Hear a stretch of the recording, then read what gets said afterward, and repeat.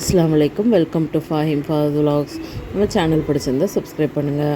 இன்றைக்கி நம்ம சேனலில் வந்து கும்பகோணம் கடப்பா எப்படி செய்கிறது அப்படின்னு சொல்லி பார்க்கலாம். இது பெஸ்ட்டு சைடிஷாக இட்லி, தோசைக்கு, சப்பாத்தி எல்லாத்துக்கும் இருக்கும். அதுக்கு முதல்ல வந்து பாசிப்பருப்பு எடுத்து நல்லா வாஷ் பண்ணிவிட்டு குக்கரில் போட்டுக்கோங்க. அதுக்கு தேவையான அளவு தண்ணி ஊற்றிக்கோங்க. 1க்கு 4 பங்கு தண்ணி ஊற்றினீங்கன்னா சரியாக இருக்கும். அது கூட வந்து 2 உருளைக்கிழங்கு வந்து நல்லா தோல் சீவி போட்டிருக்கேன். அது கூட 2 பச்சை மிளகாய், ஒரு 1/4 டீஸ்பூன் மஞ்சள்தூள் போட்டு நல்லா கலக்கி விட்டுட்டு நம்ம ஒரு 3 விசில் விட்டு எடுத்துக்கலாம். துருவின தேங்காய் கூட வந்து மிக்ஸி ஜாரில் 1 டீஸ்பூன் பொட்டுக்கடலை, இஞ்சி பூண்டு பேஸ்ட்டு ஒரு ஸ்பூனு, ஒரு பச்சை மிளகா, 1 டீஸ்பூன் சீரகம், 1 டீஸ்பூன் உப்பு போட்டு நல்லா பேஸ்ட்டாக அரைச்சி எடுத்துக்கோங்க. இந்த உருளைக்கிழங்கு பாசிப்பருப்பு வெந்ததை நல்லா கடைஞ்சி எடுத்து வச்சுக்கோங்க.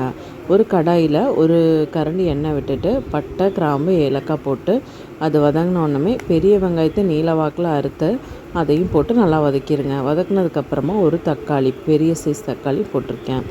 அது கூட கொஞ்சம் உப்பு போட்டு நல்லா வதக்கிடுங்க. இந்த வேக வச்சு வச்சுருக்கோம் இல்லைங்களா, அதையும் வந்து அதில் ஊற்றி அதை நல்லா வதக்கி விடுங்க.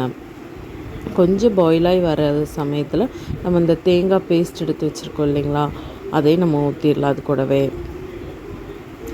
அது கூடவே ஊற்றி நல்லா மிக்ஸ் பண்ணி எடுத்துகிட்டு நமக்கு தேவையான அளவுக்கு இனி வந்து உப்பு மட்டும் வேணும்னா போட்டுட்டு நல்லா மிக்ஸ் பண்ணி எடுத்துக்கோங்க. இது கண்டிப்பாக செஞ்சு பாருங்கள், ரொம்ப நல்லா இருந்துச்சு. நம்ம எல்லாம் எடுத்ததுக்கப்புறம் நல்லா பாயிலாகி வரையில் இது ரெடி ஆயிரும். இட்லிக்கு சூப்பராக இருந்துச்சு. கண்டிப்பாக நீங்களும் செஞ்சு பார்த்து எப்படி இருக்குன்னு சொல்லி கமெண்ட் பண்ணுங்கள். Thank you so much. தேங்க்யூ.